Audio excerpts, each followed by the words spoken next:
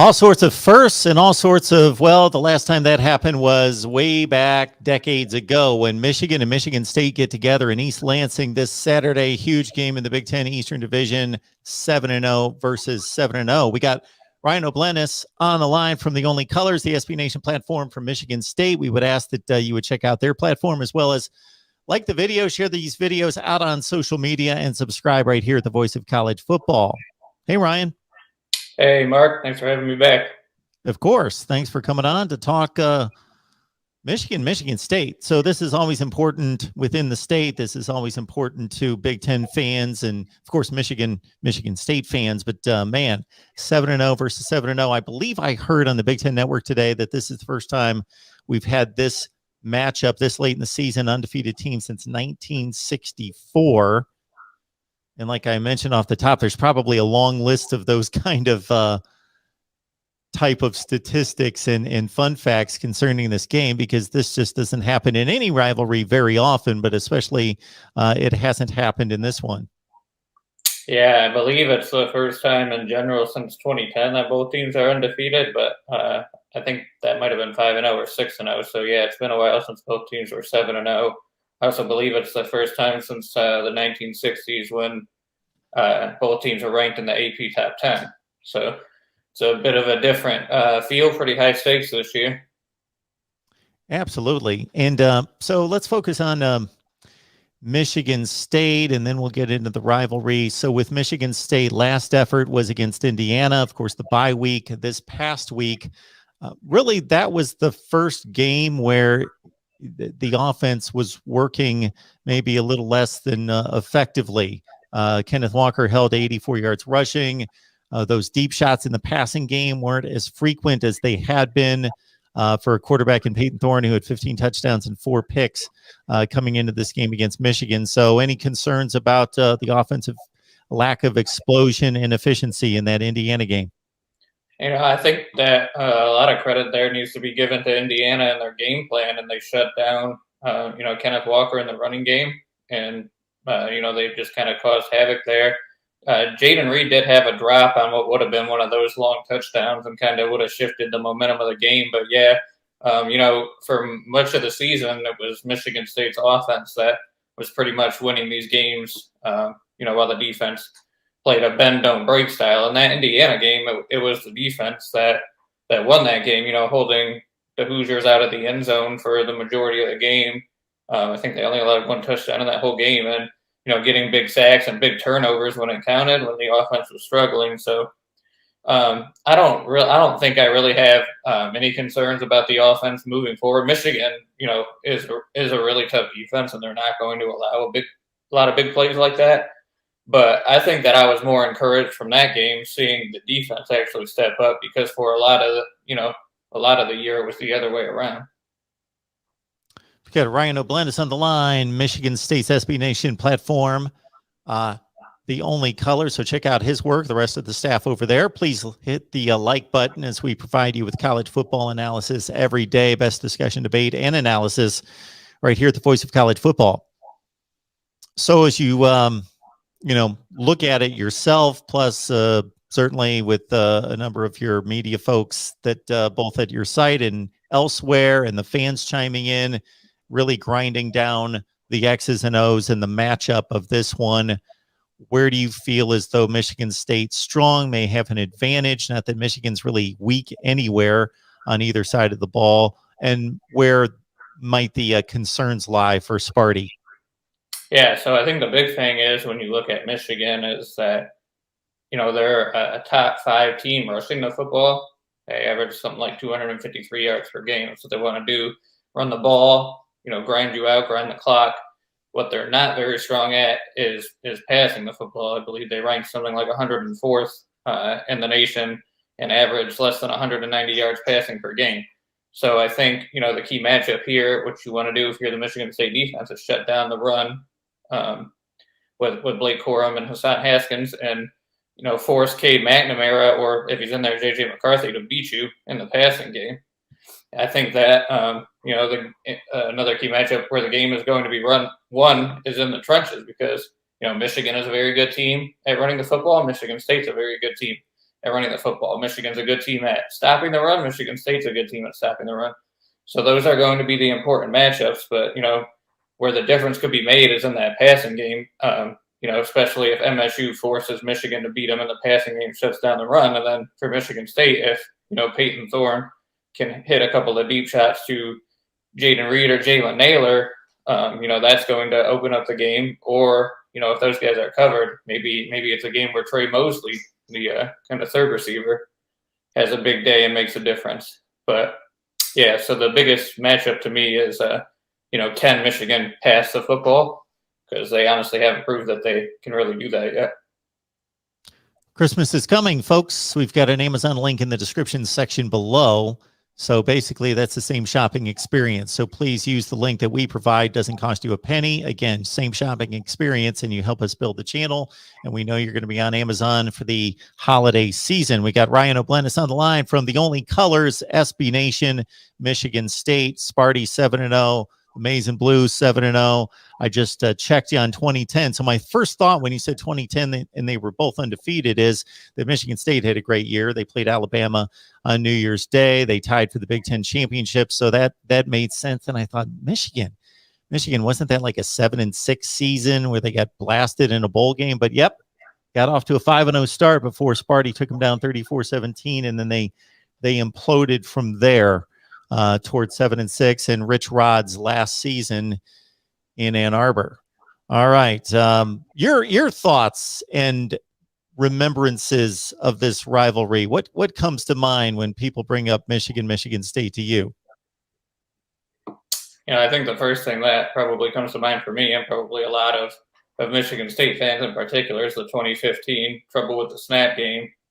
Just one of the most ridiculous endings of all time. Jalen Watts Jackson, is forever going to be a Michigan State folklore hero after that one, with the botched snap. And Michigan State came back and won. And of course, that season they went on to make the college football playoff. So it was just a huge thing. But, there was also the negative 48-yard rushing game, that comes to mind. And then, just so many other ones where, in this, I believe Michigan State's won, 9 of the last 13 now. So, you really seen a shift in the momentum of this rivalry, and people look at the overall rivalry where Michigan, has a huge lead in it. But a lot of that stuff was pre-World War I, like, that Michigan claims with their wins and, the 1950s happen, and then the 2000s happen, and you just see Michigan State getting closer and closer. For in the beginning of this series, all these games are pretty much played in Ann Arbor, which gives them a big advantage in the overall series too. But yeah, the 2015 game is definitely the one for me. Yeah, Mark Dantonio is going to be remembered fondly at Michigan State for a number of things. Raising the bar, the standards, certainly from a program that I'm going to guesstimate was right around a 55 to 60 winning percentage for decades and decades, going back to the 60s, to Cotton Bowl wins, Rose Bowl wins, I believe 3 Big Ten championships, residents in the top 10 a number of times. And then that exactly coming to town saying, we're not going to be second fiddle to Michigan. And then, following through on that and living up to his words. No question about that. We got Ryan O'Blentis on the line, Michigan State, SB Nation, the Only Colors. And again, please like the video, share these videos out on social media. So does it appear from what Mel Tucker says at news conferences, and maybe even before this week, that he gets the rivalry? Yeah, he definitely gets it. He doesn't even like to call Michigan by name. He calls them that school down the road. And last year, nobody expected Michigan State to win that game, but you could tell that in that locker room, the emphasis that, Tucker put on it and that the players put on it. And it's the same thing this year. Tucker had his press conference talk today about how, he went over the history of, the rivalry and the Paul Bunyan Trophy with his team. And there was something like 45 new players on MSU's roster this year through transfers and freshmen and walk-ons. So a lot of those guys may not, while they understand the rivalry, they may not have understood how deep it really goes. So Tucker and his staff, they literally are giving like history lessons about it and why this is such an important game, why it's a rivalry, and why it's important to win this game. The LSU job is going to be open at the end of the year. There's no question about that. It ranks right there with USC in terms of job vacancies. There's the typical list of names that are out there for those said positions, but one that's been thrown in more recently, in recent days, has been Mel Tucker, and why not? With the success he's had at Michigan State, he was a line coach at Georgia. I don't know that he has any direct line to LSU, but they certainly could use a head coach not only that's going to win football games and compete for championships, but have a character reputation that's going to build a program and do it the right way. So Mel Tucker was asked about it today, and we can anticipate what the comments back were in response, but just to cover that ground. Yeah, he had a pretty typical response for him. It's just that he was focused on that school down the road, Michigan, he, blocking out the outside noise and all of that. My take on it is kind of course his name's going to come up for a big coach opening like that when you take last year in the shortened season, all of a sudden you're 7-0. The head coach is a huge reason why. He built the culture from the ground up, and he brought the players in that he wanted to do. And he is, a lot of people are responsible for it, not just Tucker, but obviously he's the one leading and directing this whole turnaround. And when other programs see that, and they see how much his players play for him, obviously that's the guy who's going to kind of be somebody who these bigger schools want. That's the kind of guy that they're going to want is a program builder and a program changer. And it doesn't necessarily mean that Tucker is going to take the job or is interested in the job. He might listen to an offer, he might take an interview, or he might not have any interest in it at all. I think it was reported that some big time donors at LSU had Tucker high on their list. So I'm sure that there have been phone calls or will be phone calls to him, but I'm not too concerned about him, abandoning ship, not even 2 years into the job, but it's definitely a possibility, coaching a lot of these coaches make that jump, and, coaching in the SEC and, probably getting a sizable pay raise that LSU can offer would be enticing to anybody. But, I think right now he's committed to Michigan State, and we'll see where it goes from here. Yeah, it's above board what he had to say. It could in no way down the road be construed as a lie. And he can't unveil anything more than even if there is some type of connection or talks going on. That was certainly the right thing to say, and really the only thing that he can say, and be reputable, but also be accurate, regardless of what's going on. Michigan State, and certainly you can push back on this, Ryan, but this is my assessment of the program. It's a difficult situation to be in because Mark Dantonio proved you can win Big Ten championships at Michigan State, and you can finish in the top 5 to 10 in the nation. Has it been that place decade after decade? To my earlier point, no. But the fan base and the competition in the division kind of, challenge that in a sense, in terms of that being an expectation to a certain extent, but at the same time, difficult to keep up with some national programs like an LSU, like a USC that might be looking for coaches. And so I think at its peak, in any particular season, like I say, it's finished in the top 5 in the nation. But in terms of a program, you would think at its peak, it's in the top 15 range. And maybe when it slips off the map a little bit, is in that top 30 or 40 range.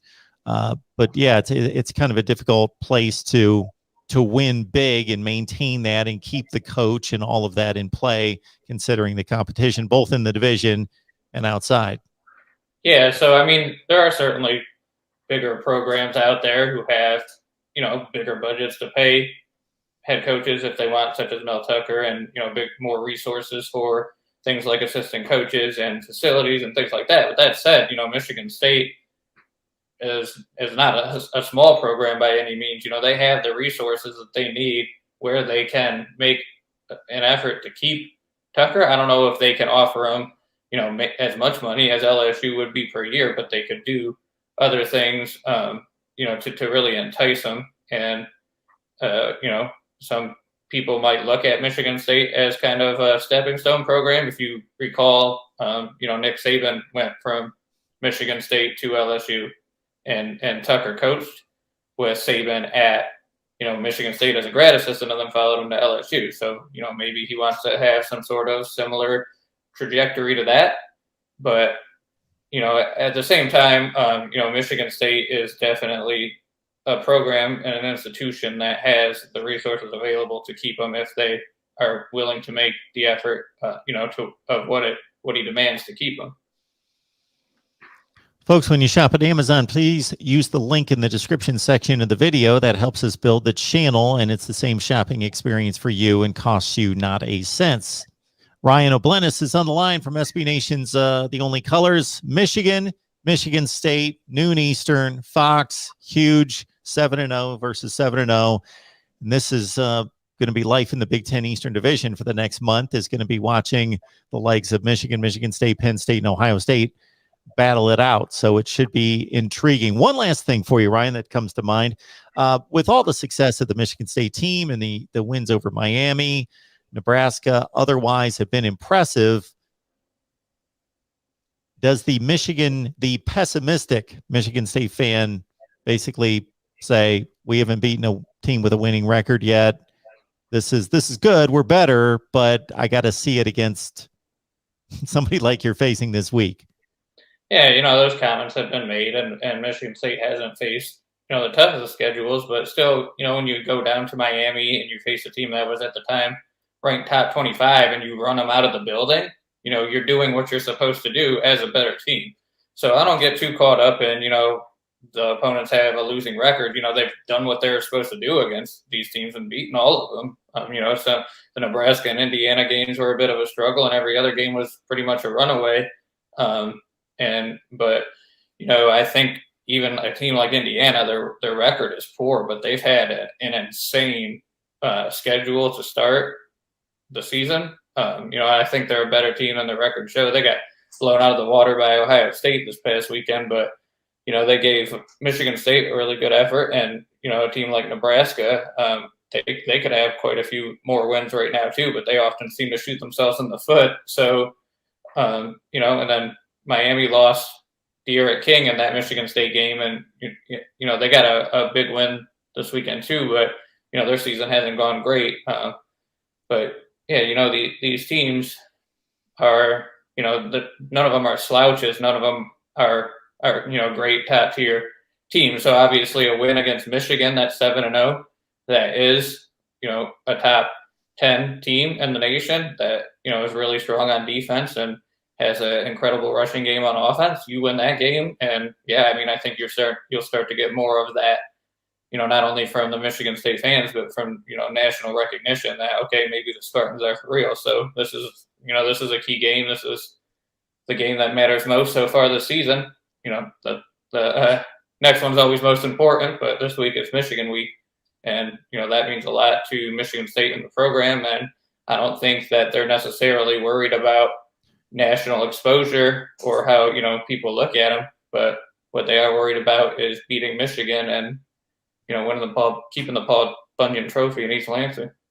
Yeah, it's one of those games that even if they were 3-4 versus 2-5 right now, that I'm going to watch just because I'm a traditionalist and I love the kind of matchups. I love the rivalries of college football. So this is one that I watch anyway. But 7-0, 7-0. There you go. It should be amazing. Too was records don't matter in this game. In this rivalry type game, you throw all that out the window and you go and play. similar to what happened last year when Michigan State was like a 24-point underdog or something like that. I don't quite remember, went into Ann Arbor and won. So, but yeah, there's definitely a more exciting element to it with both teams undefeated. Ryan O'Blennis, The Only Colors, SB Nation, Sparty's site right there again on SB Nation. Ryan, we appreciate you stopping by and do your best to enjoy the game. Will do. We'll see how it goes. Thanks, Mark. Appreciate it.